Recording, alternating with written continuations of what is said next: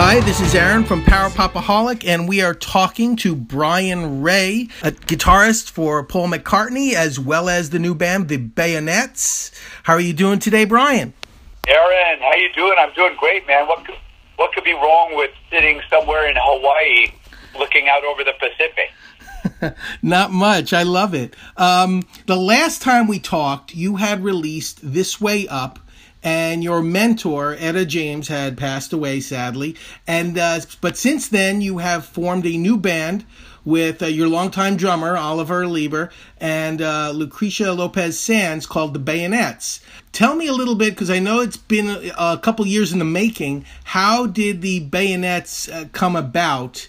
And briefly tell me how you got your name. The Bayonets came about when one day I was over at Oliver Lieber's house, my partner in crime in the Bayonets, in order to write a couple new songs towards a third solo album of my own. I've released two and some recent singles as well, solo. And during that first sit-down, Oliver said, "Hey, man, why don't we do a band instead?" And, you know, he plays every instrument under the sun in a band. And I said, "Hey, that sounds like fun." And then it was about fashioning sort of a different sonic palette for the Bayonets, which would include low single-note reverby guitars and tom-tom sort of stripper drums, I call them. Right. And Vox Continental organ and sort of a mid-'60s garagey rock influenced by British Invasion kind of R&B-based rock band. So we kind of set out our palette, and then it was about naming it. And that started 2 months of joke name text that just wore me out, and then ended up with the Bayonets because I thought it was a cool name, and I wanted something that was sort of pointed to a time when men in America made things by hand and more substantial, and things made of iron and steel and things like that, a little bit more substantial. Got it. In this sort of digital age.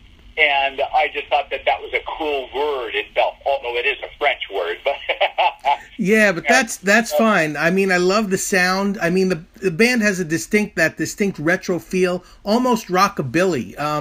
I was going to say Vagabond Soul is a great song. You got the lead also help from Steven Tyler from Aerosmith. It sounds like something Etta James would have approved of. You know what? That's a really good way to put it. I remember when I was younger, and I had a filter that my songwriting, however nascent it was, 40 years ago, I would always put it through the filter. Even in my bands in high school, I would say to myself, "Would Keith Richards approve?" And that was even before I got with Etta James. You know what? That's a really important marker. I was with Etta for nearly 15 years, and then ongoing for many years after that. In fact, she sang on my first solo album. But that's another important figure. After another important sort of marker, Etta James, would she approve?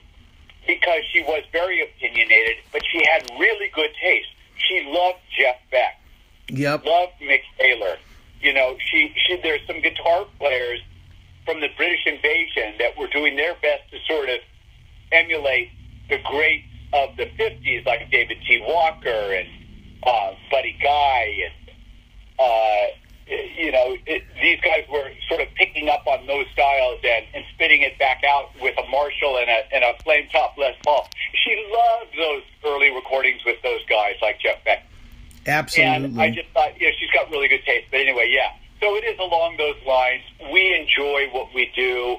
It's sort of like take gutsy, older instrumentation and sensibilities musically and add modern choruses that are very sticky and sort of memorable, and then just naturally and not by any cynical sort of checklist, right, add in a lot of hooks on every instrument and in every voice and every background. Just hooks on top of hooks inside of hooks. And that's all I'm interested in. There's something very interesting about pop songwriting craft I love a pop hit. No matter who it is, if they can make millions of people sit up and listen and sing along, I'm interested in that, because I think that's like that's the way to go, you know? It's a phenomenon. It's a certain talent, yeah. Absolutely. Well, I got to get to this because you are also still doing the one-on-one tour with Paul McCartney, which will be heading into New York in September. You know, I've always admired the fact between you and Rusty Anderson, you both have distinct guitar player styles and distinct songwriting. I've heard both your solo stuff, but yet with Paul, you guys are totally in sync. I wonder, have you guys ever thought of collaborating on a project, just the two of you? Oh, we've sat down and started songs together and written a little bit. You know, years and years ago, we were offered some live dates in Ireland, I think, going back to back, and I ran the idea by Rusty, but it didn't really ever go anywhere. I think one of the things is this, that with guitar, I have a really specific voice that I've developed of my own, and he has developed his own. And it's a funny thing. I'm very opinionated. It's like finding good Mexican food. There's some that's really good, and there's some that I just think as being very regular. Right. And I've got very particular taste. And rather than communicate those or edit somebody or tell somebody what to do, I'd rather just quietly go about my work and do what I like. Right. No, that's fine. I have to ask also, I know Paul is working on a new album, a follow-up to 2013's New, with producer Greg Kurstin. Will you be playing a role on that album at all? I sure am, yeah. We all are. Excellent. Can you tell me sort of the progress? So, like, where are you are you like 50% done, 75% done? I mean, where are you on the schedule? That's hard to say. I would leave that up to Paul to answer. I would say we're closer to the end of it than we are to the beginning of it. That's all I can say. That's fine. That's fine. You really you don't know, and in fact, that quote I'd rather not even have out there, just because that's really up to Paul to decide. Of course, it's his music, it's his creative spirit. Sure. Another question: how cool is it to have a Gibson guitar named after you? And is the model similar to guitars that you have always played? I've always appreciated the Gibson SG model. That's one that was closely associated with the aforementioned Mick Taylor many years ago when he was first in the Stones. He played one, and it had this additional big-speed tailpiece on it with a vibrato on it. And, it's a very cool guitar. It was later made famous by Angus Young and Tony Iommi and many other people who played the SG.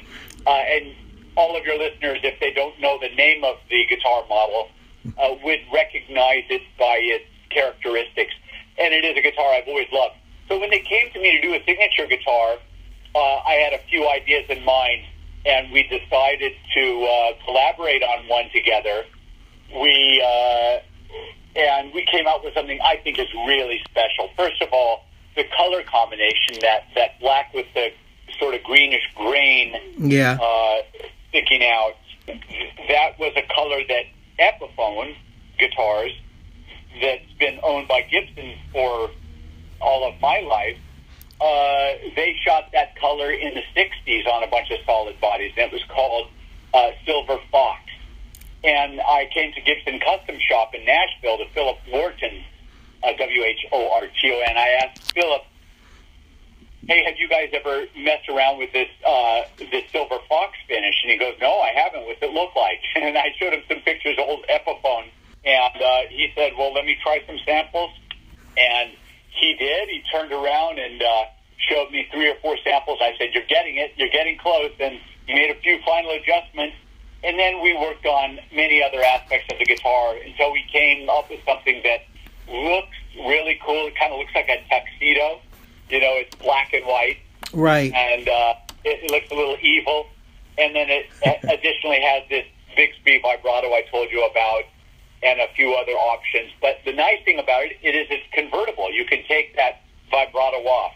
Very cool. Well, let me also get back to your concert tours that are coming. You've been playing with Paul for a long time now. Both of you, actually, you, Rusty, and the band have been together for a while. I mean, is there anything different about this tour? Paul's one of the most resilient performers ever in music today, and is there anything that's different or distinct about this tour that you're taking now in North America?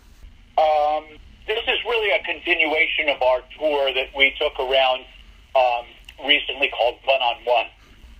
We've added some new material and we've changed a lot of the video content, and so you just come up with a lot of sort of fresh looks on songs that you may have heard before. So you may have heard these songs before, but we always inject something new and exciting into the show musically. Believe it or not, even in songs we've performed a million times before as a band, we still interject little bits and bobs just to entertain each other. Right. We listen very well to each other, and we pick up on it later, and we always have a laugh. That's great that you have those little musical cues that you all can recognize and play off each other. I think that's amazing in a band dynamic. Let's just finish off and ask, are the Bayonets going to be playing anywhere in between the Paul McCartney dates or afterwards, or how else are you supporting the album with Gem Records? Well, I hope to be able to do some dates, even if it's only a handful. It's always a challenge because Paul keeps me so busy, and Paul often doesn't decide his schedule until very late in the game. So I'm going to have to get back to you on that one. But you feel free to reach back out to me when the second single drops with the Bayonets, okay? Awesome. Thank you, Brian Ray, for, this great interview. I appreciate it. Look forward to seeing you and possibly you and Paul when you get into New York. All right. Thanks so much. You're so welcome. Bye-bye.